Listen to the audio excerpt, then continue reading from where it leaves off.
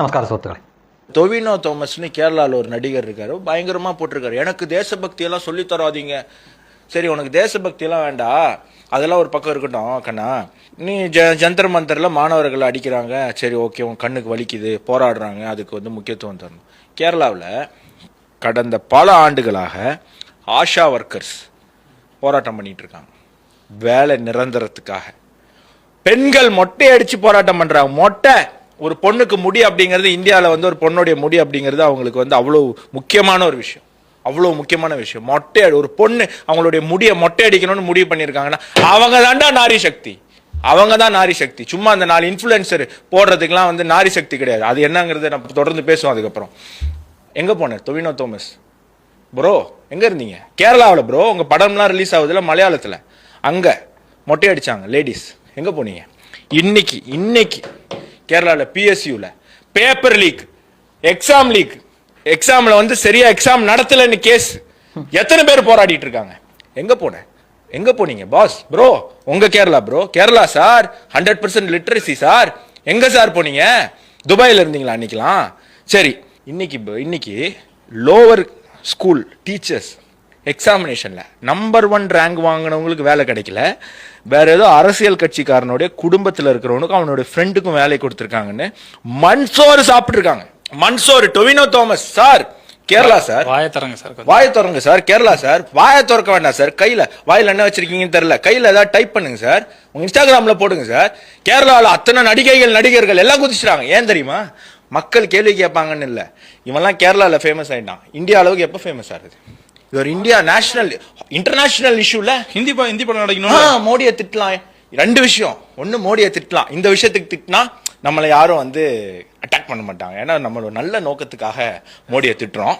2வது, இன்டர்நேஷனல் அளவுக்கு PR branding. கேவலமா இல்லை, நீ எல்லாம் வந்து 10 ரூபா வாங்காம ஒரு ஆர்ஃபனேஜுக்கு கூட நீ ஆடு வந்து உன்னுடைய സോഷ്യൽ മീഡിയയിൽ ഒരു പോസ്റ്റ് പോടാൻ മാட்டேன். മലയാളികൾ ചോദിക്കേണ്ട ചോദ്യമാണ് ഇതാ ഈ തമിഴ്നാട്ടുകാർ ചോദിച്ചിരിക്കുന്നത്. അതും ഇവിടെ നടിച്ച് ജീവിച്ചുകൊണ്ടിരിക്കുന്ന ടൊവിനോ തോമസ് എന്ന വ്യക്തിയോടാണ്. നടിച്ച് ജീവിക്കുന്നവർ എന്നേ ഞാൻ ഇനി മുതൽ ഇവരെ വിശേഷിപ്പിക്കാറുള്ളൂ. അല്ലെ, ഇവിടുത്തെ മാപ്രകൾ ഈ ഓമനപ്പേരിട്ട് വിളിക്കുന്ന പോലെ സെലിബ്രിറ്റീസ് എന്ന് വിളിക്കേണ്ട കാര്യമൊന്നുമില്ല. അവർ തൊഴിലാണ് ചെയ്യുന്നത്. ആരും ഒരു സൗജന്യം ആർക്കും കൊടുക്കുന്നില്ല, അല്ലെങ്കിൽ ഒരു പോസ്റ്റ് ഇടാൻ വേണ്ടി പോലും 10 രൂപ കിട്ടാതെ ചെയ്യാത്ത ആളുകളാണ് ഇവർ എന്നാണ് കേരളത്തിന് പുറത്തുള്ളവർ പോലും പറയുന്നത്. ഇവിടെ വളരെ ശ്രദ്ധിക്കേണ്ട ഒരു കാര്യമുണ്ട്. ഇത്തരം ആളുകളുടെ ഇരട്ടത്താപ്പുകൾ കേരളത്തിലുള്ള ആളുകൾക്ക് മാത്രമല്ല തിരിച്ചറിയുന്നത്, ഇവരെയൊക്കെ ശ്രദ്ധിക്കുന്ന കേരളത്തിന് പുറത്തുള്ളവരുണ്ട് എന്ന് ഈ വീഡിയോ തെളിവാണ്. അവർ അക്കമിട്ട് ഓരോന്ന് എണ്ണിയാണ് പറയുന്നത്. ആശാ വർക്കർമാരുടെ സമരം മുതൽ ഈ തൊഴിൽ ലഭിക്കാത്തതിന്, റാങ്ക് ലിസ്റ്റ് വന്നിട്ടും തൊഴിൽ ലഭിക്കാത്തതിനാൽ മൊട്ടയടിച്ച വിദ്യാർത്ഥികളുടെ കാര്യം വരെ പറയുന്നുണ്ട്. അതിനൊപ്പം തന്നെ അർഹതപ്പെട്ടവർക്ക് കിട്ടേണ്ട ജോലി രാഷ്ട്രീയ നേതാക്കളുടെ ഭാര്യമാർക്കും ബന്ധുക്കൾക്കൊക്കെ കൊടുത്ത് ആ തട്ടിപ്പ് നടത്തുന്നതിനെ പറ്റിയും അവർ പറയുന്നു. അതിനർത്ഥം തമിഴ്നാട്ടുകാരായിട്ടുള്ള ആളുകൾ പോലും കേരളത്തിലെ രാഷ്ട്രീയ സംഭവ വികാസങ്ങൾ ശ്രദ്ധിക്കുന്നുണ്ട്. ഇതിലൊക്കെ പ്രതികരിക്കുന്നവരെയും പ്രതികരിക്കാത്തവരെയൊക്കെ അവർ ശരിക്കും നോക്കുന്നുണ്ട്. പറ്റിയ സമയം വരുമ്പോൾ ഓരോരുത്തരെയും തിരഞ്ഞു പിടിച്ച് അവർ നല്ല കൊട്ടു കൊടുക്കുന്നുണ്ട്. ഇവിടെ ഇപ്പോൾ വലിയ വായിൽ വർത്തമാനം പറയും ഈ നടിച്ച് ജീവിക്കുന്ന ടൊവിന. എൻ്റെ രാജ്യസ്നേഹത്തെപ്പറ്റി ചോദ്യം ചെയ്യാൻ ആർക്കും അവകാശമില്ല, അങ്ങനെയാണ് ഇങ്ങനെയാണ് എന്ന്. പക്ഷേ പ്രതികരിക്കുമ്പോൾ വളരെ സെലക്റ്റീവായിട്ട് മാത്രമേ ഇത്തരം ആളുകൾ പ്രതികരിക്കാറുള്ളൂ. ആ ഇരട്ടത്താപ്പാണ് ഇപ്പോൾ കേരളത്തിന് പുറത്തുള്ളവർ കൂടി തിരിച്ചറിഞ്ഞിരിക്കുന്നത്. അതിനൊപ്പം തന്നെ കേരളത്തിനെ പരിഹസിക്കാനുള്ള അവസരം കൂടിയാണ് ഇതുപോലെ നടിച്ച് ജീവിക്കുന്നവർ ഇട്ടുകൊടുക്കുന്നത് മറ്റ് സംസ്ഥാനക്കാരുടെ മുന്നിൽ. അയാളിപ്പോൾ കളിയാക്കി വിളിച്ചത് എന്താണ്? കേരള സാർ 100% ലിറ്ററസി സാർ എന്നൊക്കെ പറഞ്ഞ് പരിഹസിക്കുകയാണ്. അതിനുള്ള കാരണമാരാണ്? ടൊവിനോ തോമസിനെ പോലെയുള്ളവരാണ്.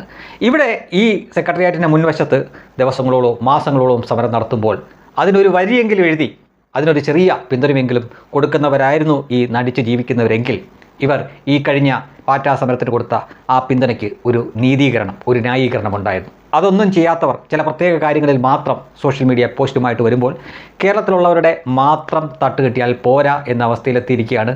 കണ്ട തമിഴ്നാട്ടുകാരും കർണാടകക്കാരും പാൻ ഇന്ത്യൻ ലെവലിൽ തന്നെ അവരൊക്കെ ഇതുപോലുള്ള ആളുകളെ തിരഞ്ഞു പിടിച്ച്, ഈ പുതിയ ഒരു ഭാഷയിലുള്ള ഒരു വാക്കുണ്ടല്ലോ, ഞാൻ ഉപയോഗിക്കുന്നില്ല, ആ രീതിയിൽ വാരി അലക്കുകയാണ് ഇവറ്റുകളെ.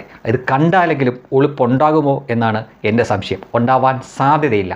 കാരണം എന്തിനും ഏതിനും പണത്തൂക്കം കൊണ്ട് മാത്രം വിലയിടുകയും പ്രതികരിക്കുകയും ചെയ്യുന്ന നടിച്ച് ജീവിക്കുന്നവർ മാത്രമാണവർ. ക്യാമറയ്ക്ക് മുന്നിലും ക്യാമറ ഇല്ലാത്തപ്പോഴും. അങ്ങനെ തന്നെയാണ് ഈ നടിച്ച് ജീവിക്കുന്നവരുടെ ജീവിതം.